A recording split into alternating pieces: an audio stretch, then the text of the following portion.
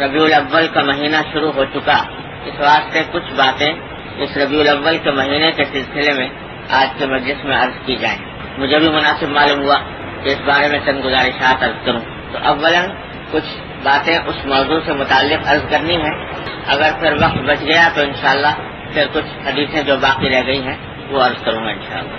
ربیع الاول کا مہینہ اس لحاظ سے ہماری پوری امت اسلامیہ کے لیے، بلکہ امت اسلامیہ کے لیے کیا پوری انسانیت کے لیے اللہ جل جلالہ کا ایک احسان عظیم ہے کہ اس مہینے میں حضور نبی کریم سرور دو عالم صلی اللہ علیہ وسلم کی بیعت کا دنیا میں تشریف لائے، اور ایسا حضور اکرم صلی اللہ علیہ وسلم کی ولادت اور آپ کی تشریف آوری یہ ساری کائنات میں اگر کہا جائے تو کوئی مبالغہ نہیں کہ سب سے عظیم واقعہ اور انسانیت پر سب سے بڑا احسان اللہ جل جلالہ کا یہ تھا کہ نبی کریم صلی اللہ علیہ وسلم کو مبعوث فرمایا، کیونکہ حضور نبی کریم صلی اللہ علیہ وسلم کی تشریف آوری یہ ساری کائنات کے لیے رحمت، وما ارسلناک الا رحمۃ للعالمین فرمایا قرآن کریم میں۔ یوں نہیں فرمایا کہ ہم نے مسلمانوں کے لیے رحمت بنایا، یوں نہیں فرمایا کہ انسانوں کے لیے رحمت بنایا، بلکہ عالمین جمع کا صیغہ کہ ساری کائنات کے لیے، جتنے عالم ہیں اس کائنات میں ان سب کے لیے رحمت ہے نبی کریم صلی اللہ علیہ وسلم کا وجود باوجود۔ یعنی آپ کی تشریف آوری وہ انسانوں کے لیے رحمت، جمادات کے لیے رحمت، نباتات کے لیے رحمت، شجر و حجر کے لیے رحمت، آسمان و زمین کے لیے رحمت، دریا اور پہاڑ کے لیے رحمت۔ کوئی کائنات کا ذرہ ایسا نہیں ہے جس کے لیے سرکار دو عالم صلی اللہ علیہ وسلم کی تشریف آوری رحمت نہ ہو۔ بعض اوقات یہ بات لوگوں کی سمجھ میں نہیں آتی کہ سرکار دو عالم صلی اللہ علیہ وسلم کا وجود باوجود وہ ان بے جان اشیاء کے لیے رحمت کیسے ہوا، آسمان کے لیے، زمین کے لیے، پہاڑوں کے لیے، دریاؤں کے لیے، ان بے جان چیزوں کے لیے، بے روح چیزوں کے لیے جن کے اندر بظاہر شعور نہیں معلوم ہوتا، تو ان کے لیے آپ کی تشریف آوری کیسے رحمت ہوئی؟ چلو انسانوں کے لیے تو رحمت ہے کہ آپ ایک ایسا دین لے کر تشریف لائے جو ساری انسانیت کے لیے ایک انعام عظیم ہے، لیکن جانوروں کے لیے، دریاؤں کے لیے، پہاڑوں کے لیے، ان کے لیے کیسے رحمت؟ تو اس کی تشریح تھوڑی سی سمجھ لیجیے کہ پہلی بات تو یہ کہ یہ ساری کائنات جتنی بھی ہمیں نظر آ رہی ہے یہ حقیقت میں پیدا ہی ہوئی نبی کریم سرور دو عالم صلی اللہ علیہ وسلم کی تشریف آوری کی خاطر۔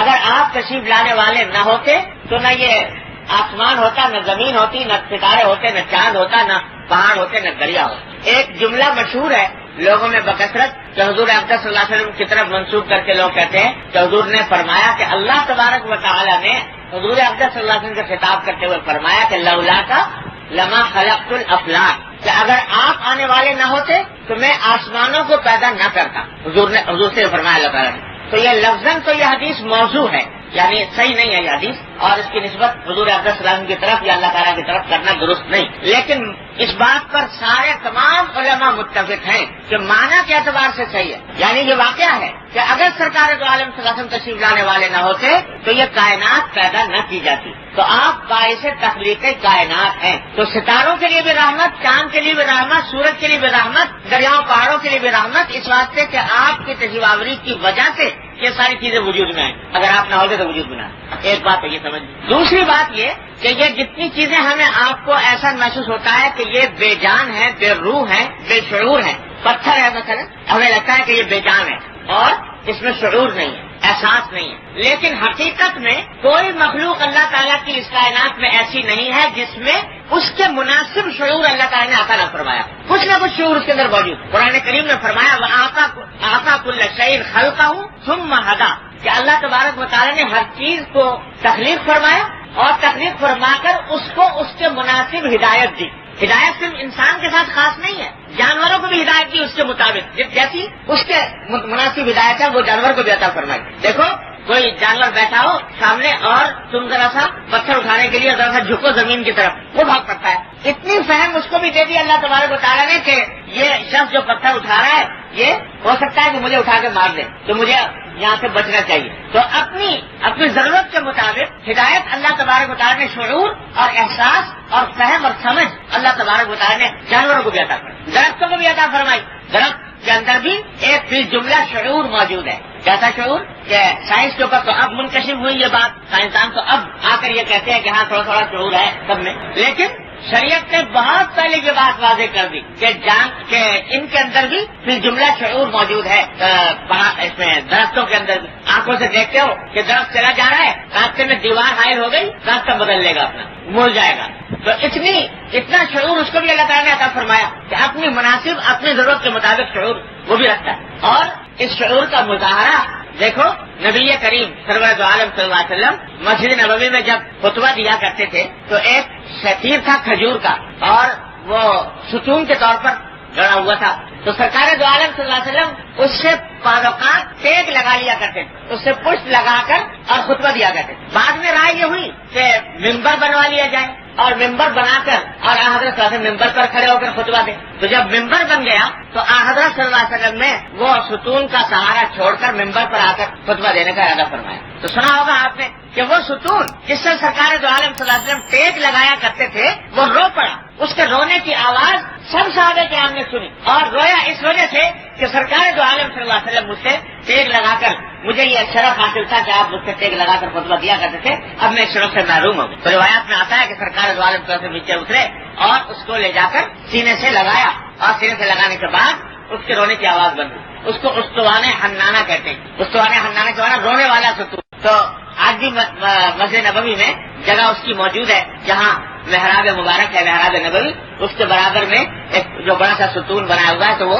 اس کے اوپر لکھا ہوا بھی ہے کہ یہ وہی ستون ہے, یعنی اس جگہ پر تھا وہ ستون جو نبی کریم صلی اللہ علیہ وسلم کی فراق میں رو پڑا. تو دیکھنے میں شجر بے جان, بے روح, بے سمجھ, اس کے اندر بظاہر جذبات نظر نہیں آتے, لیکن اللہ تبارک و تعالیٰ نے اس کو اپنے مناسب اتنی فہم, اتنا شعور عطا فرمایا کہ سرکار دو عالم صلی اللہ علیہ وسلم سے جدائی اس کو گوارا نہ ہوتی. تو ان میں درختوں میں بھی ہے, پتھروں میں بھی ہے.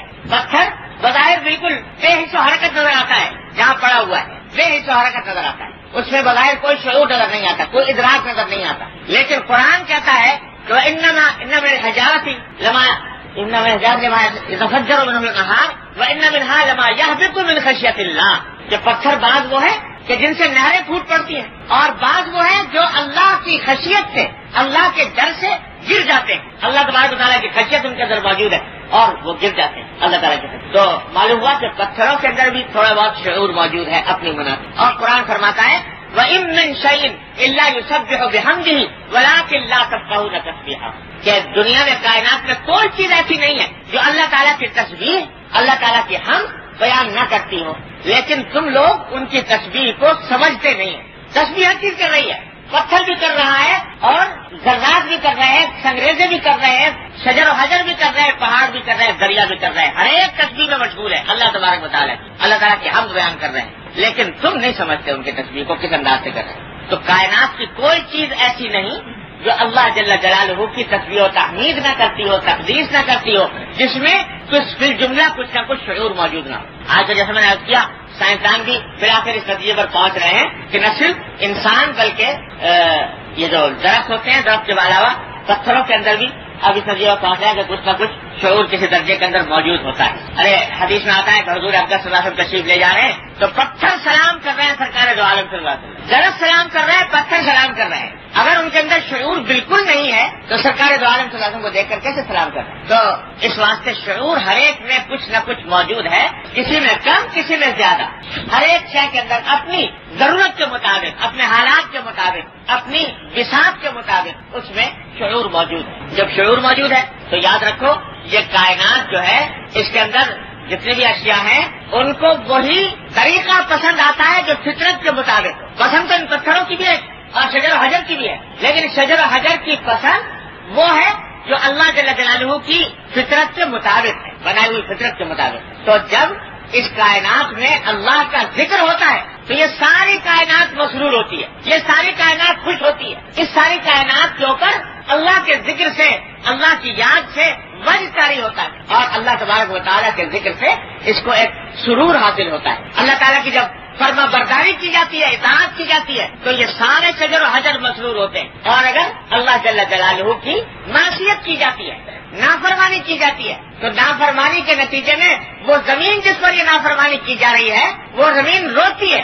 غمگین ہوتی ہے, پریشان ہوتی ہے, ناپسند کرتی ہے, ناگوار ہوتا ہے اس کو. اور یہاں تک کہ بعض روایات میں آتا ہے کہ جس زمین پر اللہ تبارک و تعالیٰ کی معصیت کی جاتی ہے، وہ زمین معصیت کرنے والے پر، نافرمانی کرنے والے پر لعنت بھی اللہ کو جائے۔ تو اس واسطے بزرگوں نے فرمایا، بڑی یاد رکھنے کی بات، بزرگوں نے فرمایا کہ جب کبھی کسی زمین، اللہ کی زمین میں سے کسی حصے پر کوئی گناہ سرزد ہو جائے تو جس زمین پر سرزد ہوا، زمین کے جس حصے پر گناہ سرزد ہوا، اس حصے کو چھوڑنے سے پہلے اسی زمین پر توبہ کر آگے بڑھنے، جہاں گناہ سرزد ہوا ہے جس جگہ، اس جگہ کو چھوڑنے سے پہلے، آگے بڑھنے سے پہلے اسی جگہ پر توبہ کر لو، استغفار کر لو اللہ تبارک و تعالیٰ کے حضور، تاکہ کیا ہو کہ وہ زمین جس نے تمہیں گناہ کرتے ہوئے دیکھا تھا اور جس کی وجہ سے وہ بے چین ہوئی تھی، اور آخرت میں کچھ بعید نہیں ہے کہ تمہارے خلاف گواہی دے کہ میرے سینے پر بیٹھ کر اس شخص نے اللہ کی نافرمانی کی، تو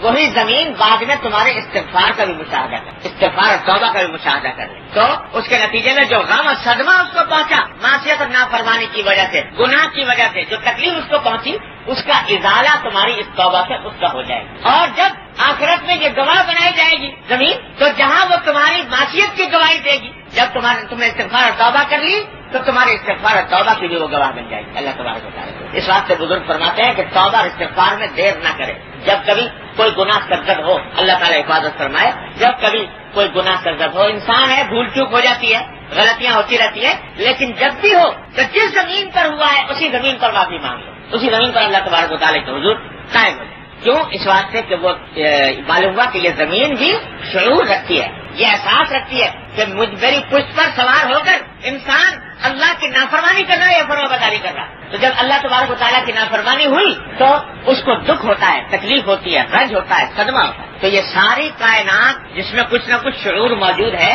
جب تک حضور نبی کریم سرور دو عالم صلی اللہ علیہ وسلم تشریف نہیں لائے تھے تو یہ مظلوم تھی، مغموم تھی، رنجیدہ تھی، غمگین تھی کہ اس کی پشت پر اللہ کے بندے اللہ کی نافرمانی کر رہے ہیں، عبادت کسی اور کی ہو رہی ہے، پرستی کسی اور کی جا رہی ہے۔ سرکار دو عالم صلی اللہ علیہ وسلم تشریف لائے تو آپ نے اس زمین کو اس نافرمانی سے پاک کیا، تو اس پاک کرنے کے نتیجے میں، آپ کے تشریف آوری کے نتیجے میں یہ ساری زمین یہ محفوظ ہوئی بت پرستی سے، شرک سے، کفر سے، فسق و فجور سے، طغیان اور عصیان سے، اور اس نے اللہ تبارک و تعالیٰ کی اطاعت کے نظارے دیکھے، اس سے مسرور ہوئی۔ اس واسطے سرکار دو عالم صلی اللہ علیہ وسلم کا تشریف آوری یہ رحمت ہوئی زمین کے لیے۔ چاند اور سورج، ستارے، اللہ تعالیٰ نے ایسی چیز پیدا کی ہے کہ ہر ایک پر یکساں طور سے روشنی لٹا رہے ہیں۔ سورج کی روشنی مسلمان پہ بھی پڑ رہی ہے، کافر پہ بھی پڑ رہی ہے، اللہ کے فرما بردار پر بھی پڑ رہی ہے، نافرمان پر بھی پڑ رہی ہے۔ چاند کی روشنی سے یکساں طور پر سارے انسان لطف اندوز ہو رہے ہیں، بری خان یغما سے دشمن سے دوست، اللہ کے دشمن بھی اللہ کے دوست۔ لیکن یاد رکھو کہ سورج جب اللہ کے فرما بردار کے اوپر اپنی روشنی ڈالتا ہے، اپنی کرنیں ڈالتا ہے، تو اس فرما بردار پر ڈالنے میں اس کو جو سرور محسوس ہوتا ہے، اس کو جو راحت معلوم ہوتی ہے، وہ کافر کو کے اوپر کرنے ڈالنے میں نہیں ہوتی۔ جان کو مسلمان کے اوپر، مومن کے اوپر، فرما بردار کے اوپر روشنی ڈالنے میں جو راحت اور سرور ہوتا ہے، تو اس کا وہ سرور کس نے عطا کیا؟ چاند اور سورج کو یہ فرما برداری کی مشاہدے کا سرور کس نے عطا کیا؟ صرف اور صرف محمد رسول اللہ صلی اللہ علیہ وسلم۔ اس طرح فرما وہاں ارسلناک الا رحمۃ للعالمین۔ یہ وجہ ہے کہ جس روز یہ زمین اس فرما برداری سے محروم ہو جائے گی، جس دن محروم ہو گئی، اور اس کائنات میں اس زمین کے اوپر اللہ اللہ کہنے والا کوئی باقی نہ رہا، حدیث میں آتا ہے اسی روز قیامت آ جائے گی۔ قیامت اس وقت تک نہیں آئے گی جب تک کہ کوئی ایک فرد بھی زمین کے اوپر اللہ اللہ کہنے والا موجود ہے۔ تو یہ سارا جو بقا ہے اس زمین و آسمان کا، اس کائنات کا، ہے محمد رسول اللہ صلی اللہ علیہ وسلم۔ تو اس واسطے یہ کوئی مبالغہ کی بات نہیں، شاعری کی بات نہیں کہ آپ کی تشریف آوری کے بغیر یہ کائنات سونی تھی، بے معنی تھی، بے حقیقت۔ وما ارسلناک الا رحمۃ للعالمین۔ اقبال مرحوم بعض اوقات شعر بڑے اچھے کہتے ہیں، نثر میں تو بعض اوقات بڑی گڑبڑ کی باتیں بھی کہہ دی ہیں، لیکن شعر کے اندر بعض اوقات بڑی حکیمانہ باتیں کہتے ہیں۔ تو نبی کریم سرور دو عالم صلی اللہ علیہ وسلم کے اسم گرامی کا ذکر کرتے ہوئے اس نے کہا ہے کہ ہو نہ یہ نام تو کلیوں کا تبسم بھی نہ ہو نہ ہو یہ نام تو کلیوں کا تبسم بھی نہ ہو، چمن دہر میں بلبل کا ترنم بھی نہ ہو، یہ نہ ساقی ہو تو پھر میں بھی نہ ہو، خم بھی نہ ہو، بس میں توحید بھی دنیا میں نہ ہو، تم بھی نہ ہو، اور نبض ہستی تپشامادہ اسی نام سے ہے، خیمہ افلاک کا استادہ اسی نام سے ہے، نبض ہستی تپشامادہ اسی نام سے۔ سرکار دو عالم صلی اللہ علیہ وسلم کے اس میں گرامی تھے، یہ افلاک کا خیمہ کھڑا ہے، اور سرکار دو عالم صلی اللہ علیہ وسلم کے اس میں گرامی تھے، یہ زمین کی نبض چل رہی ہے۔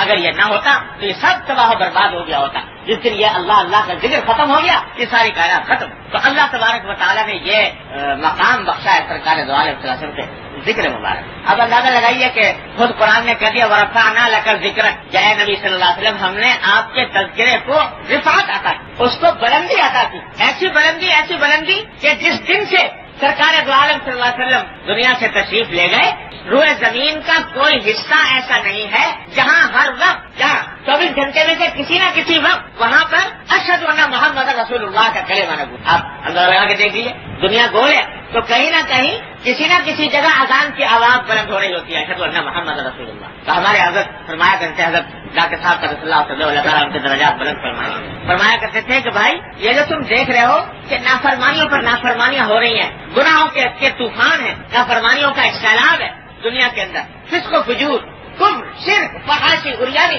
خدا جانے کیا کچھ ہو رہا ہے، جس کا تقاضا یہ تھا کہ یہ آسمان ٹوٹ کے گر جاتا، اللہ تبارک و تعالیٰ کا قہر نازل ہو جاتا، اللہ تعالیٰ کے عذاب نازل ہو جاتا۔ اس سے کم باتیں ہوئی تھی پچھلی امتوں کے اندر، عذاب آ گئے۔ لوط علیہ السلام کی قوم پر کیسا عذاب آیا، ہود علیہ السلام کی قوم پر کیسا عذاب آیا، صالح علیہ السلام کی قوم پر کیسا عذاب آیا۔ تو آج دیکھنے کو نظر یہ آتا ہے کہ بعض اوقات محسوس ہوتا ہے کہ اس سے زیادہ نافرمانیاں ہو رہی زمین کے اوپر، تو اس کا تقاضا یہ تھا کہ یہاں پر ہم مٹا دیے جاتے ہیں سب کے سب۔ لیکن فرمایا ہمارے ڈاکٹر رحمۃ اللہ علیہ فرمایا کرتے تھے کہ اللہ تبارک و تعالیٰ ایسا لگتا ہے کہ اللہ تبارک و تعالیٰ کو باوجود انسانی نافرمانیوں کے بقا منظور ہے اس کائنات کی، اس دنیا کی، اور یہ بقا ہے اس اشہد ان محمد رسول اللہ کے کلمے کی وجہ سے۔ یہ کلمہ دن میں 5 بار ہر جگہ ہر فضا میں گونجتا ہے، اور دنیا کا کوئی خطہ خالی نہیں ہے جہاں یہ کسی نہ کسی وقت یہ کلمہ نہ گونج رہا ہو، یعنی ہر لمحے کہیں نہ کہیں دنیا میں یہ آواز بلند ہو رہی ہے۔ تو فرمایا کہ اس کا نور ہے، اس کی برکت ہے جس نے کہ اس کائنات کو ٹھہرایا ہوا ہے۔ وما کان اللہ لیعذبہم وانت فیہم، جب تک کہ اللہ تبارک و تعالیٰ کے فضل و کرم سے نبی کریم صلی اللہ علیہ وسلم تشریف فرما ہے یا آپ کا ذکر مبارک موجود ہے، تو اللہ تعالیٰ عذاب عام نازل نہیں فرماتے، محفوظ رکھا ہوا۔ تو یہ اللہ تبارک و تعالیٰ کا فضل و کرم ہے کہ نبی کریم صلی اللہ علیہ وسلم کے اس ذکر مبارک کی وجہ سے یہ کائنات بچی ہوئی ہے۔ جس دن یہ ختم ہو گیا کائنات بھی ختم۔ اور یہ رفعنا لک ذکرک پر ایک واقعہ یاد آیا، بڑا سبق آموز ہے اور بڑا یاد رکھنے کا۔ ایک مشہور حکیم اور فلسفی گزرے شیخ ابو علی ابن سینا، حکیم کی حیثیت میں، طبیب کی حیثیت میں مشہور ہیں دنیا بھر، اور بڑے سائنسدان اور بڑے فلسفی۔ تو ان کا واقعہ میں نے اپنے استاد سے سنا کہ اللہ تعالیٰ نے ان کو علم و فضل کا بڑا اونچا مقام عطا فرمایا تھا۔ تو ایک دن ایک شاگرد تھا ان کا، اس نے شیخ سے کہا کہ حضرت آپ کو اللہ تعالیٰ نے اس ساری دنیا کے اتنے علوم عطا فرمائے ہیں کہ اگر آپ نبوت کا دعویٰ کر دیں تو بہت سے لوگ آپ کے پیچھے ہو، اتنے بڑے عالم ہیں آپ اور اتنا بڑا علم اللہ تعالیٰ نے عطا فرمایا کہ نبوت کا دعویٰ کر دینے میں کوئی مذائقہ معلوم نہیں ہوتا، اور اگر کر دیں تو دنیا آپ کے پیچھے ہو جائے۔ تو میں سمجھا تھا کیوں نہیں کرتے؟ تو شیخ ابو علی ابن سینا اس وقت خاموش ہو گئے، طرح دے گئے، کوئی جواب نہیں دیا۔ کچھ بات آئی گئی ہو گئی، ایک عرصہ دراز کے بعد شیخ کو سفر پیش آیا دمشق کا، شام کا جو دارالحکومت ہے دمشق، وہاں تشریف لے گئے، شاگرد بھی ساتھ تھا، یہی شاگرد۔ تو دمشق کی جو سب سے بڑی جامع مسجد جامع دمشق، اس کے قریب ایک محلے میں کہیں گھر میں قیام ہوا، سردی کا موسم تھا اور شام میں سردی بڑی زبردست پڑتی ہے۔ تو رات کو جب سوئے تو آخر شب میں اٹھے، شیخ معمول تھا تہجد کے لیے بیدار ہونے کا، تو تہجد کے لیے اٹھے تو ایک جگہ پر شیخ سو رہے تھے، قریب میں ہی وہ شاگرد بھی سو رہا تھا۔ تو شاگرد کو آواز دی اور کہا کہ بھائی ذرا اٹھ جاؤ، اور سردیات بہت سخت ہے، بڑا کڑاکے کا جاڑا پڑ رہا ہے، تو ذرا میرے لیے پانی گرم کر دو تاکہ میں وضو کر کے تہجد کی نماز پڑھ لوں۔ تو شاگرد صاحب جو تھے وہ شدید سردی کے عالم میں لحاف کے مزے لوٹ رہے تھے، تو اس وقت اٹھنا ان کو بڑا گرم معلوم ہوا۔ تو انہوں نے کہا کہ شیخ بات یہ ہے کہ یہ تہجد کوئی فرض واجب تو ہے نہیں، اور سردی بڑی سخت ہو رہی ہے، آپ کی عمر بھی زیادہ، اور سفر کا موقع ہے، سفر میں تو اللہ تعالیٰ نے فرض نماز یاد ہی کر دی، تو یہ تو نفلی نماز ہے اور سردی زیادہ ہے، اور آج اگر تہجد کی نماز آپ چھوڑ ہی دیں تو کیا ہے؟ یہ جواب دیا شاگرد صاحب۔ شیخ خاموش ہو گئے، لیتے رہے۔ کچھ دیر گزری تھی کہ اتنے میں جامع دمشق کی مینار سے اذان کی آواز آئی، اللہ اکبر اللہ اکبر اشہد ان لا الہ الا اللہ محمد رسول اللہ۔ جب اذان ختم ہو چکی تو شیخ نے شاگرد کو کہا کہ دیکھو بیٹا، تم نے بہت دنوں ایک بات مجھ سے کہی تھی، اس وقت میں نے اس کا جواب نہیں دیا تھا، تو آج اس کا جواب سن لو۔ تم نے کہا تھا کہ شاید تم نبوت کا دعویٰ تو نہیں کرتے، تو دیکھو اگر میں نبوت کا دعویٰ کرتا اور لوگوں سے کہتا کہ میں نبی ہوں تو میرے صدیق اکبر تم ہی ہوتے، سب سے زیادہ مجھ سے بڑے تصدیق کرنے والے، کہ تم نے تجویز پیش کی تو میرے صدیق اکبر تم ہوتے. لیکن تمہارا حال یہ ہے کہ میں نے تہجد کی نماز کے لیے تم سے وضو کرنے کے لیے پانی گرم کروانا چاہا تو تمہیں سردی یاد آ گئی اور تمہارے ذہن نے اتنی تعویلیں کرنی شروع کر دی کہ صاحب سفر ہے اور سردی ہے اور تہجد فرض نہیں ہے، واجب نہیں ہے، یہ ساری تعویلات تمہارے دماغ میں آ گئی اور نتیجہ یہ کہ میری بات کو تم نے ٹال دیا. اور اس شخص کو دیکھو جو جامع دمشق کے مینارے پر کھڑا ہے اس وقت، اس طوفان باد و بارہ میں جہاں برفانی ہواؤں کے جھٹکر چل رہے ہیں اور اتنے بڑے مینارے کے اوپر جا کر یہ کلمہ بلند کر رہا ہے اشہد ان محمد رسول اللہ، اشہد ان محمد رسول اللہ، جبکہ اس محمد رسول اللہ صلی اللہ علیہ وسلم کو دنیا سے گئے ہوئے 600 حکم پر آج بھی یہ اس برفانی ہواؤں کے اندر کلمہ بلند کر رہا ہے اشہد ان محمد رسول اللہ. تو رسول اللہ ایسے ہوا کرتے ہیں، ایسا نہیں ہے کہ میں کھڑا ہو کر کہہ دوں کہ میں نبی ہوں اور اس کے بعد لوگ جو ہے وہ اس کے بعد کو مان لے اور اس کے اوپر تکیہ کر. تو یہ دیکھو رفعنا لک ذکرک کی شان نبی کریم صلی اللہ علیہ وسلم کہ آپ کے ذکر کو وہ رفعت عطا فرمائی کہ دنیا کا کوئی گوشہ خالی. پھر بات دور نکل گئی. بات کہنا جو چاہ رہا تھا وہ یہ کہ حضور اقدس نبی کریم صلی اللہ علیہ وسلم کی تشریف آوری پوری کائنات کے لیے رحمت، ما ارسلناک الا رحمۃ للعالمین. لہذا جس روز سرکار دو عالم صلی اللہ علیہ وسلم اس کائنات میں رونق افروز ہوئے، اس سے بڑا احسان، اس سے بڑا انعام، اس سے بڑی نعمت کائنات کے لیے کوئی اور ہو نہیں سکتا. اس سے بڑا دن کوئی نہیں ہوتا جس میں سرکار تشریف لائے صلی اللہ علیہ وسلم. لہذا اگر اسلام میں کسی کا یوم ولادت منانے کی کوئی گنجائش ہوتی اور اس کا کوئی مقام ہوتا تو سرکار دو عالم صلی اللہ علیہ وسلم سے زیادہ کسی کی ذات اس بات کے مستحق نہیں تھی کہ آپ کا یوم ولادت منائے. لیکن اللہ تبارک و تعالیٰ نے جو دین بھیجا حضور نبی کریم صلی اللہ علیہ وسلم کے ساتھ، وہ دین عجیب و غریب دین، وہ رسموں کا، ظواہر کا، مظاہروں کا دین نہیں، وہ حقیقت کا، وہ روح کا، وہ عمل کا دین. اس میں یہ نہیں کہ چند مظاہرے کر لیے، رسمیں کر لی، دن منا لیے، تقریبات کر لی، بلڈنگوں میں چراغاں کر لیا، جھنڈیاں لگا دی اور یہ دین کا تقاضا پورا ہو. یہ دین کے اندر اس کا کوئی باب ہی نہیں. سر باب کس چیز کا ہے؟ بات اس چیز کا ہے کہ قل ان کنتم تحبون اللہ فاتبعونی یحببکم اللہ. اگر اللہ سے محبت رکھتے ہو تو راستہ یہ ہے کہ میری اتباع کرو. یہ ہے میرے ساتھ محبت کا تقاضا، یہ ہے میرے ساتھ عشق کا تقاضا. یہ نہیں کہ میرے نام پر عید میلاد النبی بنا لو، یہ نہیں کہ میرے نام پر جلوس نکال دو، جلسے منعقد کر دو، کیسے میلاد پر منعقد کر لو. یہ نہیں، بلکہ یہ ہے کہ میری اتباع کرو، میرے پیغام کو سنو، اس کو مانو، اس کو اپنی زندگی میں رچاؤ بساؤ اور اس کے مطابق اپنی زندگی کو ڈھالو. یہ ہے پیغام نبی کریم صلی اللہ علیہ وسلم. اس کا نتیجہ یہ ہے کہ سرکار دو عالم صلی اللہ علیہ وسلم اپنی بعثت کے بعد 23 سال تشریف فرما رہے. بعثت کے بعد 23 سال صحابہ کرام کے درمیان موجود رہے اور زندگی کا کوئی گوشہ ایسا نہیں ہے جس کے بارے میں تعلیمات دے کر تشریف نہ لے گئے. اس 23 سال میں ربیع الاول ہر سال آتا تھا کہ نہیں، اور ہر سال وہ تاریخ بھی آتی تھی جس میں سرکار دو عالم صلی اللہ علیہ وسلم تشریف لائے دنیا میں. ساری باتیں بتا دی صحابہ کرام کو. عید الاضحیٰ اس طرح مناؤ، عید الفطر اس طرح مناؤ، رمضان اس طرح منعقد کرو، نماز اس طرح پڑھو. ایک چھوٹی چھوٹی چیز آپ دیکھ رہے ہیں اس حدیث کے اندر کتنی چھوٹی چھوٹی چیزیں باتیں نبی کریم صلی اللہ علیہ وسلم بتا کر تشریف لے گئے. کبھی کوئی ایک مرتبہ بھی یہ نہیں فرمایا کہ میرے یوم ولادت کے دن ایک عید منایا کرو اور اس دن اپنے مقام پر چراغاں کیا کرو، یا اس دن کوئی محفل منعقد کیا کرو اور اس میں فلاں کام کیا کرو فلاں کام. کوئی ایک ہدایت پورے ذکر حدیث 1,24,000 صحابہ کرام دنیا میں چھوڑ کر تشریف لے گئے سرکار والے، اور ان میں سے ہر فرد ایسا جس کے بارے میں جنکے کی چوٹ سینہ تان کر فرما گئے سرکار دو عالم صلی اللہ علیہ وسلم اصحابی کا نجوم یہ اج ہے مقتدی تو میں قدی تو میرے صحابہ ستارے کے مانند ہے، جس کی بھی اقتدا کر لو گے ہدایت پا جاؤ. تو ایسے صحابہ چھوڑ کر تشریف لے گئے، لیکن کہیں کسی سے ایک گری پڑی موضوع حدیث کی ایسی مروی نہیں ہے. حضور نے فرمایا کہ 12 ربیع الاول کو یہ عید میلاد النبی منایا، اور صحابہ کرام جن کو چھوڑ کر تشریف لے گئے 1,24,000 صحابہ. ایسی جانثار قوم کہ اس روئے زمین پر کسی بھی رہبر رہنما کو ایسے جانثار ساتھی میسر آ ہی نہیں سکتے جیسے سرکار دو عالم صلی اللہ علیہ وسلم.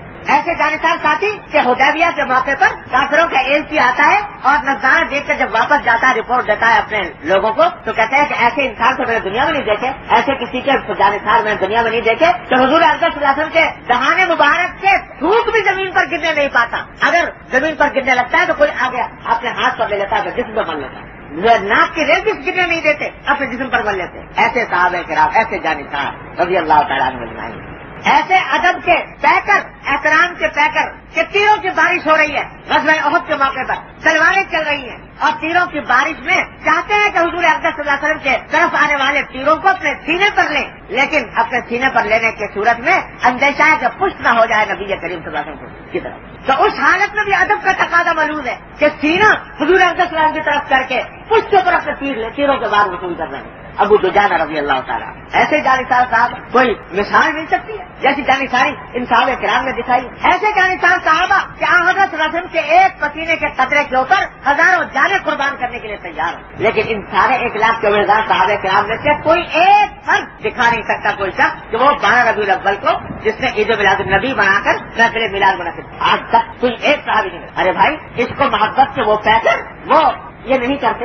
ہاں، کیا کرتے ہیں کہ 12 ربیع الاول کی خصوصیت میں ان کی پوری زندگی، سال کے 12 مہینے، مہینے کے 30 دن اور دن کے 24 گھنٹے وہ محمد رسول اللہ صلی اللہ علیہ وسلم کی سنت اور سیرت میں ڈھلے ہوئے۔ جب بیٹھتے ہیں ذکر حضور کا ہے، جب بیٹھتے ہیں آپس میں تو کہتے ہیں بھائی تھوڑی دیر بیٹھ جاؤ تو حضور اقدس صلی اللہ علیہ وسلم کا ذکر کر لیں، آپ کی سیرت کا، آپ کی سنت کا ذکر کر لیں کہ آپ کس طرح اٹھتے تھے، کس طرح بیٹھتے تھے، کس طرح کھاتے تھے، کس طرح پیتے تھے، تاکہ اس کو اپنی زندگی میں اپنائیں۔ یہ وسیلہ سارے صحابہ کرام کے بعد تابعین، تابعین کے بعد تبع تابعین، بزرگان دین، اولیاء کرام، سارے اولیاء کرام کے حالات دیکھ لو، کہیں یہ اس کا ذکر فکر نہیں ملتا عید میلاد النبی، لیکن عمل سرکار دوارا کی سنت اب سیرت میں ڈھلا، یہ تھا طریقہ، یہی تھا حضور اقدس صلی اللہ علیہ وسلم کا سکھایا ہوا۔ کیوں؟ اس واسطے کہ اسلام یہ بات جانتا ہے، اسلام سے زیادہ اور کون انسان کی نفسیات سے واقف ہوگا؟ یہ حقیقت اللہ تبارک و تعالیٰ سے زیادہ کون جانے گا کہ یہ انسان جو ہے اس کی طبیعت میں میلے ٹھیلے کا بڑا شوق ہے، لہذا اگر اس کو کبھی اس قسم کے کسی رسمی کام پر لگا دیا گیا تو بالآخر یہ میلے ٹھیلے کی طرف نکل جائے گا اور وہ دین نہیں رہے گا، وہ عبادت نہیں رہے گی، وہ کھیل ہو جائے گا، وہ کھیل کود ہو جائے گا، لہو لائف ہو جائے گا اور میلے ٹھیلے میں تبدیل ہو جائے گا۔ عیسائیوں کو دیکھو، کرسمس انہوں نے منانا شروع کیا، حضرت عیسیٰ علیہ السلام کی یوم پیدائش کے دن مناتے ہیں کرسمس، وہ منانا شروع کیا تو شروع میں بڑا جذبہ نیک تھا، وہی جذبہ جو آج ہم سے عید میلاد النبی منانے کا تقاضا کر رہا ہے، وہی جذبہ تھا کہ بھائی اس دن میں حضرت عیسیٰ علیہ السلام دنیا میں تشریف لائے تھے، ذرا اس دن کے اندر ان کا تذکرہ کریں گے، آپ کی باتیں ہوں گی، آپ کے تعلیمات بتائی جائیں گی تو ایمان تازہ ہوگا، اس غرض کے لیے منانا شروع کیا۔ لیکن جب وہ دن منانے کا خیال آیا کہ عید ہے یہ، تو اس کے اندر وہ انسان کے نفس کی چوریاں داخل ہوتی چلی گئی، پھر اس میں موسیقی بھی آئی، اس میں رقص و سرود بھی آیا، اس میں ناچ گانے بھی آئے اور دنیا بھر کے میلے ٹھیلے کا رنگ اس کے اندر پیدا ہو گیا، یہاں تک کہ آج کرسمس کے دن دیکھو سارے مغرب کے اندر کرسمس کے اندر جتنی شاریاں ہوتی ہیں، جتنے حادثات ہوتے ہیں، جتنی چوریاں اور ڈاکے ہوتے ہیں، سارے سال اتنے نہیں ہوتے۔ نام ہے حضرت عیسیٰ علیہ السلام کے یوم ولادت کا، لیکن اس میں سب کچھ ہو رہا ہے۔ ہمارے ہاں دیکھ لو، اللہ تعالیٰ کا فضل و کرم ہے، ابھی اس اللہ تعالیٰ نہ پہنچائے اس مقام تک، لیکن دیکھ لو کہ نام تو ہے حضور اقدس صلی اللہ علیہ وسلم کے سیرت کے بیان کا اور محفل میلاد کا، سرکار دو عالم صلی اللہ علیہ وسلم کے یوم ولادت کا، لیکن دیکھو کیا ہو رہا ہے، شبیہیں کھڑی ہوئی ہیں راستوں کے اوپر، قبے کھڑے ہیں گنبد خضرا کے، اور اس کے گرد ریکارڈنگ ہو رہی ہے، گانے بج رہے ہیں اور بے فکر لوگ اس کے گرد گھوم رہے ہیں، بعض جا کر طواف بھی شروع کر دیتے، اور یہ سارے ہنگامے ہو رہے ہیں اور نام ہے عید میلاد النبی، سارے راستوں کے اوپر چڑھاوا ہو رہا ہے، خمکوں میں سجے ہوئے ہیں اور خدا جانے کیا کچھ ہو رہا ہے جی۔ اور کسی سے پوچھو بھائی یہ تم نے حضور اقدس صلی اللہ علیہ وسلم کی سیرت و سنت کا دن منا رہے ہو تو آج کے دن ذرا یہ تو جائزہ لے کر دیکھو کہ حضور اقدس صلی اللہ علیہ وسلم کی کسی سنت پر عمل کرنے کا کوئی جذبہ، کوئی ارادہ، کوئی فکر دل میں پیدا کی تم نے اس ساری تب و دو کے نتیجے میں؟ تو نہ صرف یہ کہ کوئی سنت کے اوپر عمل کا جذبہ نہیں، بلکہ عین اس وقت سرکار دو عالم صلی اللہ علیہ وسلم کے احکام کی نافرمانی ہو رہی ہے، مرد و عورتوں کا اختلاف، مخلوط اجتماع ہو رہا ہے سیرت طیبہ کے نام پر، سیرت طیبہ کا اجتماع ہے، حضور اقدس صلی اللہ علیہ وسلم کا نام ہے، آپ کا ذکر ہے اور مخلوط مرد و عورت جمع ہو رہے ہیں۔ حضور اقدس صلی اللہ علیہ وسلم نے فرمایا تھا کہ جہاں مرد و عورت اکٹھے ہوں تو تیسرا شیطان ہوتا ہے، اور مخلوط اجتماع ہو رہا ہے اصل طیبہ کا جلسہ بھی، اور اس سے آگے بڑھ کر یہ کہ حضور اقدس صلی اللہ علیہ وسلم کی سیرت بیان ہو رہی ہے، نمازوں کے اوقات جا رہے ہیں، نماز کی فکر نہیں، نماز ضائع ہو رہی ہے۔ حضور اقدس صلی اللہ علیہ وسلم نے فرمایا تھا کہ نماز دین کا ستون ہے، جو اس کو قائم کرے گا دین کو قائم کرے گا، جو نماز کو منظم کرے گا وہ دین کو منظم کرے گا۔ اور جناب اس جلوس کے چکر میں حضور کے نام پر جلوس ہو رہا ہے اور جلسہ ہو رہا ہے اور نمازیں جا رہی ہیں، تو بتاؤ یہ مذاق نہیں ہے نبی کریم صلی اللہ علیہ وسلم کے ساتھ، اور اللہ تعالیٰ محفوظ، اس سے بڑا ڈر لگتا ہے کہ کہیں اللہ تعالیٰ کا عذاب نازل نہ ہو کہ حضور اقدس صلی اللہ علیہ وسلم کے اسم گرامی کی ایسی توہین، آپ کے ساتھ ایسا مذاق اور اس کا نام رکھے، اگر کوئی بولے کوئی کہے تو بھائی یہ تو جو تو محبت کے خلاف باتیں کر رہے ہیں حضور افضل صلی اللہ علیہ وسلم. اور یہ ان کے دل میں عشق نہیں ہے، ان کے دل میں محبت نہیں، ان کے دل تعظیم نہیں ہے نبی کریم صلی اللہ علیہ وسلم. اگر تعظیم اسی کا نام تھا تو پھر تو ایسی تعظیم تو دور ہے حضرات صحابہ کرام میں سے بھی کسی نے نہیں. تو بھائی یہ اس کو ذرا سمجھنے کی ضرورت ہے. یہ جو ہمارے بزرگوں نے محفل میلاد کو کہا کہ بھائی یہ ٹھیک نہیں ہے، لوگوں نے پروپیگنڈا کرنا شروع کر دیا. دیکھو بھائی میلاد کو برا کہتے ہیں وہاں بھی لوگ ہیں، اور انہوں نے حضور افضل صلی اللہ علیہ وسلم کے ساتھ محبت نہیں ہے، اس محبت نہ ہونے کے نتیجے میں محفل میلاد کو برا کہتے ہیں، اس کو کہنا اس میں شریک نہ ہو. ارے بھائی وہ اس لیے شریک نہ ہو کہ محبت بھی اسی طرح کرنا درست ہے جس طرح سکھایا محمد رسول اللہ صلی اللہ علیہ وسلم. محبت ایسی نہیں جو نادان کی محبت، نادان کی محبت. وہ کیسا سنا ہے کہ ایک آدمی وہ مکھی اڑانا تھا، مکھی اڑانا چاہتا تھا، اور مکھی کو اڑانے کے لیے وہ اڑتی تھی تو اور ہاتھ میں وہ کوئی ہتھیار تھا، اس کے ذریعے اس چہرے کے اوپر مار دیا. تو مارا تو محبت میں، لیکن یہ محبت، یہ دوستی نادان کی دوست، یہ محبت یہ عقل مند کی محبت. عقل مند کی محبت وہ ہے جو سکھائی اللہ تبارک و تعالیٰ کہ فاتبعونی یحببکم اللہ، میری اتباع کرو. محبت کا راستہ بھی بتا گئے حضور نبی کریم صلی اللہ علیہ وسلم. اس طرح محبت کرتے ہیں. پہلے بھی آپ سے عرض کیا تھا کہ محبت کا وہی طریقہ معتبر ہے جو حضور نبی کریم صلی اللہ علیہ وسلم اور صحابہ کرام کے طریقوں کے مطابق. اپنی طرف سے دیکھو عیسیٰ علیہ السلام کے قوم نے محبت کی، عیسیٰ علیہ السلام کی قوم نے حضرت عیسیٰ علیہ السلام کے ساتھ محبت کی. کیا محبت کی؟ کہ ان کو خدا کا بیٹا بنا. تو اس نے کہا بھائی خدا کا بیٹا، خدا کا تو کوئی بیٹا نہیں ہوتا، لیکن ہماری محبت کا تقاضا تو یہی، ہماری تعظیم کا تقاضا تو یہی. تو محبت غلط راستے پر گئی تو ٹھیک تک پہنچ گئی. تو محبت وہی معتبر ہے جو نبی کریم صلی اللہ علیہ وسلم کے طریقے کے مطابق. وہ آپ کو پہلے بھی سنایا پھر اپنے میرے مرحوم بھائی کا کہ میرے محبوب میری ایسی وفا سے توبہ، میرے محبوب میری ایسی وفا سے توبہ جو تیرے دل کی کدورت کا سبب بن جائے. محبت وہی ہے، وفا وہی ہے جو آپ کے دل کو راحت پہنچانے والی ہے، کدورت کا سبب نہ بنے. یہ جتنی بدعات ہے وہ سب محمد رسول اللہ صلی اللہ علیہ وسلم کے دل کی کدورت کا سبب. اس واسطے وہ محبت کا نام جھوٹا ہے، اس میں حقیقت میں محبت نہیں. تو یہ محفل میلاد کو جو کیا تھا وہ اس وجہ سے کہ یہ راستہ پلٹتا ہے. میرے والد ماجد صلی اللہ علیہ وسلم ایک بڑے حکیمانہ بات ارشاد فرمایا کرتے تھے، یاد رکھنے کی. وہ فرماتے تھے کہ جہاں راستے بدلتے ہیں، ٹرین کو دیکھا کبھی ٹرین جب جاتی ہے تو ایک لائن جاری ہوتی ہے، وہاں سے پھر دوسری لائن نکل آتی ہے، وہ کسی اور طرف جاتی ہے، راستہ پھٹ جاتا ہے. تو جس جگہ دونوں راستے پھٹ رہے ہیں وہاں پر دونوں لائنوں کے درمیان فاصلہ بہت معمولی ہوتا ہے، 1 انچ کا آدھے انچ. یہ لائن ادھر جا رہی ہے، یہ لائن ادھر جا رہی ہے، تو شروع میں دونوں کے درمیان فاصلہ بہت تھوڑا سا ہے، 1 انچ کا آدھے انچ کا ہے. لیکن آدمی اگر اس لائن پر چل پڑے تو آگے جا کر وہ 1000 میل کا فاصلہ ہو جائے گا، کہاں سے کہاں پہنچ جائے گا. تو شروع میں جہاں لائن پھٹ رہی تھی وہاں پتہ نہیں چلا کہ لائن پھٹ گئی، لائن بدل گئی، راستہ پلٹ گیا. تو جس وقت لائن بدلتی ہے تو وہاں پر بسا اوقات انسان کو احساس نہیں ہوتا. جب دور چلا جاتا ہے تو پتا چلتا ہے کہ اوہو میں تو کہیں اور چلا آیا، جانا کہیں اور تھا. تو یہ جو سنت اور بدعت کے راستے جہاں پھنستے ہیں وہاں دیکھنے میں کوئی بہت زیادہ فرق بساوقات نظر نہیں آتا، معمولی سی بات نظر آتی ہے کہ یہ ذرا سا اگر جب پھٹ گیا تو کیا ہوا. آج دنیا یہی کہتی ہے ذرا یہ کر لیا تو کیا ہوا، کیا حرج. ہم نے اگر محفل میلاد کر لی تو کیا حرج، اور ہم نے اگر پورا کام کر لیا، تیجا کر لیا، 10واں کر لیا، 20واں کر لیا، چلم کر لیا، اس میں کیا حرج. یہ تو کوئی گناہ کا کام تو نہیں کیا، کوئی شراب تو نہیں کی، کوئی ڈاکہ تو نہیں ڈالا، کوئی چوری تو نہیں. لیکن بات ساری یہ ہے کہ وہ کام کیا جہاں سے راستہ بدل رہا ہے اور سنت سے بدعت کی لائن پر پڑ رہے ہو. یہ بدعت کا راستہ وہ ہے جس کے بارے میں فرمایا نبی کریم صلی اللہ علیہ وسلم کہ کل بدعت ضلالہ وکل ضلالۃ سنہ، ہر گمراہی جہنم میں جانے والی. یہ راستہ جنت کا دروازہ جنت کو جاتے جاتے راستہ بدل گیا، وہاں جا کر پتہ نہ چلا، لیکن وہی آگے لے جا کر جہنم میں لے جانا.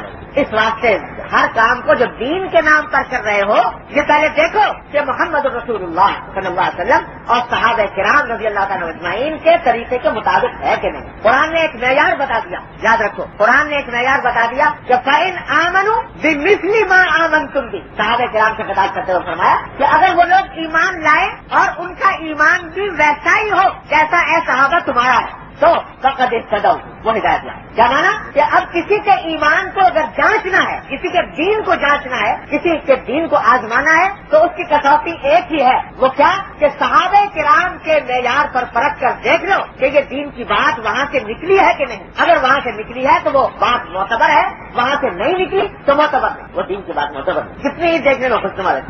اس واسطے ہمارے بزرگوں نے یہ راستہ، اس راستے کو اختیار نہیں.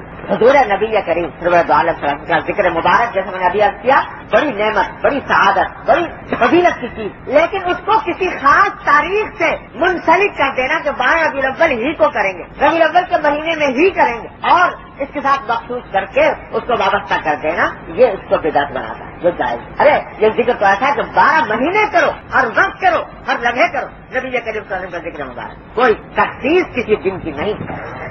اور اگر تخصیص ہوتی تو یہ بھی آپ کو بتا دوں، جن لوگوں نے مشہور ہے کہ حضور اقدس صلی اللہ علیہ وسلم کی ولادت 12 ربیع الاول کو ہوئی، حالانکہ یہ بات اتنی زیادہ تحقیق سے ثابت نہیں اور روایتیں مختلف ہیں۔ بعض روایتوں میں 12 کا بھی ذکر آیا ہے، بعض میں 9 کا آیا ہے، بعض میں شاید 3 کا بھی ہے، 3 ربیع الاول، بلکہ وہاں کے علماء نے یہ کہا کہ 9 والی روایت زیادہ صحیح ہے کہ 9 ربیع الاول کو ولادت ہوئی تھی نبی کریم صلی اللہ علیہ وسلم۔ اب اندازہ لگائیے کہ اگر یوم ولادت کو منانے کا کوئی تصور ہوتا اسلام میں تو ممکن نہیں تھا کہ صحابہ کرام اس کو پوری طریقے سے محفوظ نہ رکھتے کہ کون سا دن تھا، لیکن چونکہ تصور نہیں تھا اس وقت زیادہ محفوظ رکھنے کا اہتمام بھی نہیں کیا۔ روایتیں مختلف ہو رہی ہیں، کوئی کہہ رہا 3 ہے، کوئی کہہ رہا 9 ہے، کوئی کہہ رہا 12 ہے، اور محفوظ رکھنے کا بھی اہتمام نہیں ہے۔ تو بھائی یہ گزارش اس لیے میں نے کی کہ یہ بڑے لوگوں میں باتیں چلتی ہیں کہ دیکھو بھائی میلاد کو اندر آ جاؤ تو کیا حرج ہے، میلاد میں میلادی تو ہو رہا ہے، حضور کا ذکر ہو رہا ہے، حضور کی سیرت کا بیان ہو رہا ہے، حضور کی پیدائش کا بیان ہو رہا ہے اور اس میں درود و سلام ہو رہا ہے، تو کیا حرج ہے؟ ارے حرج یہ ہے کہ اپنی طرف سے یہ دین کا طریقہ گھڑا جا رہا ہے،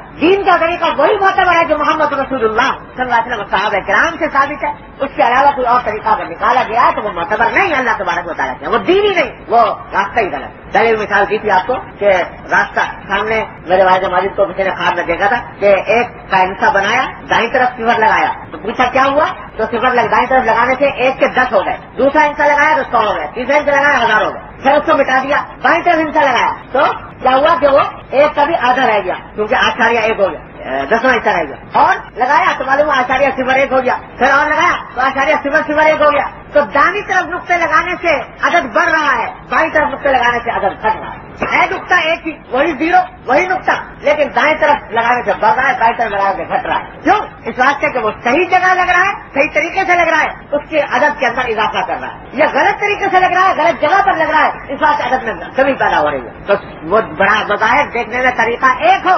درود شریف پڑھنا، لیکن صحیح طریقے سے پڑھو گے تو وہ تمہارے لیے نیکیوں میں اضافہ کرنا ہے۔ جو شخص ایک مرتبہ درود شریف پڑھے اللہ تعالیٰ اس کے بعد 10 رحمتیں نازل کرنا، اور وہی درود شریف غلط طریقے سے پڑھنا، یا غلط طریقے سے کہ یہ سمجھ کر کہ صاحب کھڑے ہو کر پڑھنا فرض ہے، بیٹھ کر نہیں پڑھ سکتے، کھڑے ہو کر پڑھنا فرض ہے، جو کھڑے ہو کر نہ پڑھے وہ قابل نکیر ہے، قابل ملامت ہے۔ اور اللہ بتائے کہ آپ یہ بھی شامل کر لو اگر عقیدہ فاسدہ تو حضور اقدس صلی اللہ علیہ وسلم تشریف لاتے ہیں حاضر ناظر معاذ اللہ، تو یہ غلط طریقے سے پڑھنے کے نتیجے میں یہی درود شریف ہے، وہی صفر ہے، الٹی طرف لگ گیا کہ تمہارے اسامال جو الٹ ہوئے۔ تو اس واسطے ان باتوں سے پرہیز کی ضرورت ہے۔ بہت دعوتیں آئیں گی اس مہینے کے اندر کہ صاحب یہ محفل میلاد ہے اور فلانا ہے اور دعوت ہے، تو بھائی ان باتوں کا لحاظ رکھنے کی ضرورت ہے۔ اور میں یہ نہیں کہتا کہ سیرت کے جلسے بھی ہوتے ہیں، بغیر مفاسد سے بھی ہوتے ہیں، بہت سی جگہوں پر سیرت کا ذکر ہوتا ہے، بغیر ان قیود کے ہوتا ہے، بغیر مفاسد کے ہوتا ہے، وہاں جانے میں بھی کوئی رج نہیں، لیکن یہ ذہن میں رہے کہ بھائی یہ ہمارا دین رسموں کا دین ہے، مظاہروں کا دین ہے، ہمارا دین عمل کا دین۔ تو اس واسطے وہ جلسہ، وہ مجلس، وہ محفل کارآمد ہے جس میں دل کے اندر اتباع سنت کا جذبہ پیدا۔ ارے سارے اس حضور سے کسی شیواوری کا ماحصل یہ تھا کہ دنیا اس نمونے کو دیکھ کر اس کی دخل اتارے، لقد کان لکم فی رسول اللہ اسوۃ حسنہ، اس کو دیکھ دیکھ کر اپنی زندگی کو اس کے مطابق بنائے، یہ تھا میرا مقصد۔ اس مقصد کی خاطر اگر کسی مجلس میں شرکت ہو، یہ اس نیت سے کہ بھائی حضور اقدس صلی اللہ علیہ وسلم کا طریقہ معلوم ہوگا تو اس کو اپنی زندگی کے اندر اپنائیں گے۔ بڑی مبارک ہے وہ محفل، بڑا مبارک ہے وہ جانا، بڑا مبارک ہے وہ بیان، بڑا مبارک ہے اس کا سننا، لیکن یہ تقییدات، یہ رسمیں، یہ مظاہرے، یہ جلسے، یہ جلوس جو ان چیزوں کی مخالفت میں ہو رہے ہیں، ان سے بہتر یہ ہے کہ آدمی گھر میں بیٹھ کر چپکے سے اور ایک تصویر درود شریف سے پڑھے۔ اگر اللہ تعالیٰ توفیق دے تو گوشہ تنہائی میں بیٹھ کے 100 مرتبہ درود شریف پڑھ لو، اللہم صلی علی سیدنا محمد وعلی آل محمد کما صلیت علی ابراہیم وعلی آل ابراہیم انک حمید مجید۔ 100 تسبیحیں 100 مرتبہ پڑھ لو گے تو 1000 رحمتوں کے مستحق ہو جاؤ گے اللہ تبارک و تعالیٰ۔ اور یہ تو کیا نہیں، اور جا کے ایسے جلوسوں میں، ایسے جلسوں میں شامل ہو گئے کہ جس کے اندر نافرمانیاں ہو رہی ہیں حضور اقدس صلی اللہ علیہ وسلم کے احکام کی تعلیمات، تو دنیا کی برباد گناہ لازم والی بات اس بات سے۔ چلو آج تو سارا وقت اس میں گزر گیا، تو حاصل ساری گزارشات کا بھائی یہ ہے کہ جو بڑا بات ختم کر دیں کہ سارے پڑھنے کا، پڑھانے کا، سننے کا، سنانے کا تقریر کا، محفل کا، درس کا، تدریس کا، سب کا خلاصہ ایک بات کیا کہ سرکار دو عالم صلی اللہ علیہ وسلم کی سیرت اور سنت کی اتباع کی کوشش. ہمارے ایک استاد ہیں بڑے آج کل ریاض میں عرب استاد ہیں شیخ عبدالفتاح ابو غدہ حفظہ اللہ تعالی. وہ اپنے ایک استاد کا قصہ سنانے لگے. ایک دن بڑا سبق آموز فرمانے لگے میرے ایک استاد تھے، وہ مسجد کے اندر درس دیا کرتے تھے اور اس کے برابر میں کتب خانہ تھا جس میں بہت کتابیں رکھی ہوئی تھی. وہ نیچے سے اوپر تک ساری کتابوں سے بھری ہوئی تھی الماریاں. تو ایک عجیب مجذوب قسم کا آدمی وہ درس کے حلقے میں آ کر دور ایسے کھڑے ہو کے یوں تکا کرتا تھا جیسے کوئی عجیب سی بات ہو رہی ہو، تماشا ہو رہا، اس طرح دیکھا کرتا تھا. مجذوب سا آدمی تھا. تو ایک دن میرے استاد نے اس سے کہا کہ بھائی تم یہ کیا دیکھتے ہو؟ تو اس نے بجائے اس کے جواب دے اس نے کہا کہ استاد میں ایک بات میں تم سے پوچھتا ہوں، تم بتا دو. میں پوچھو کیا بات ہے؟ کہا کہ جو اتنی ساری کتابیں رکھی ہیں، سارے الماریاں بھری ہوئی ہیں کتابوں سے، یہ کتابیں کیا کہتی ہیں؟ یہ کتابیں کیا کہتی ہیں؟ تو شیخ نے کہا ایک منٹ میں کیا بتا دوں ساری کتابیں کیا کہتی ہیں؟ تم ہی بتا دو کیا کہتی ہیں. کہا میں بتاؤں کیا کہتی ہیں؟ یہ ساری کتابیں یوں کہتی ہیں کہ اچھے آدمی بن جاؤ. یہ ساری کتابیں یوں کہتی ہیں کہ اچھے آدمی بن جاؤ. ان کا سب کا حاصل یہ ہے. تو شیخ نے کہا کہ بھئی واقعی ایسا خلاصہ نکالا کہ ہم نے بھی اس طرف دھیان نہ دیا کہ واقعاتاً ساری کتابیں کسی بھی علم کی ہوں، کسی بھی فن کی ہوں، کسی بھی موضوع کی ہوں، آخرکار نتیجہ اس کا یہ نکلتا ہے کہ اچھا آدمی بن جاؤ.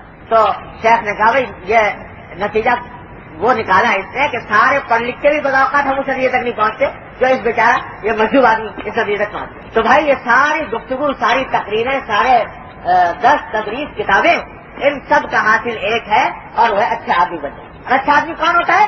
جو متبع ہو محمد رسول اللہ صلی اللہ علیہ وسلم. تو اس کا عزم کر لو، اس کا ارادہ کر لو کہ اپنی زندگی کے ہر گوشے میں لمحے میں نبی کریم صلی اللہ علیہ وسلم کے طریقہ زندگی کی نقل اتارنے کی کوشش کرو. جس دن یہ کام کر لیا بس دیکھو کہ انشاءاللہ دنیا میں بھی برکت، آخرت کے اندر بھی اجر و ثواب، آخرت کی بھی کامیابی، دنیا کی بھی کامیابی. حضرت مجدد صاحب کا مقولہ پھر سنا دیتا ہوں، بار بار ہی سنانے کا ہے. کہ حضرت فرماتے ہیں کہ سارا کچھ علوم سے گزرنے کے بعد، بڑے بڑے مقامات حاصل کرنے کے بعد ایک دعا کرتا ہوں، جو شخص اس دعا پر آمین کہے گا انشاءاللہ اس کی بھی نجات ہو جائے گی. وہ دعا کیا کہ اے اللہ مجھے نبی کریم سرور دو عالم صلی اللہ علیہ وسلم کی سنت کی اتباع کی توفیق عطا فرما، آمین. یا اللہ مجھے اسی اتباع سنت پر زندگی عطا فرما، آمین. یا اللہ مجھے اسی اتباع سنت پر موت عطا فرما، آمین. تو اللہ تبارک و تعالیٰ آپ کی رحمت سے یہ عطا فرما دے تو بس سب کچھ حاصل ہے، ورنہ کچھ حاصل نہیں. سب اٹھنا بیٹھنا سب بیکار ہے جب تک اتباع سنت نہ ہو جب یہ کریم صلی اللہ علیہ وسلم. یا اللہ آپ کی رحمت سے اپنے فضل و کرم سے ہم سب کو اتباع سنت رسالت میں آپ صلی اللہ علیہ وسلم کی عملی توفیق عطا فرما. یا ارحم الراحمین اپنے رحمت سے، اپنے فضل و کرم سے، اپنے رحمت سے، اپنے فضل و کرم سے نبی کریم صلی اللہ علیہ وسلم کی سیرت اور سنت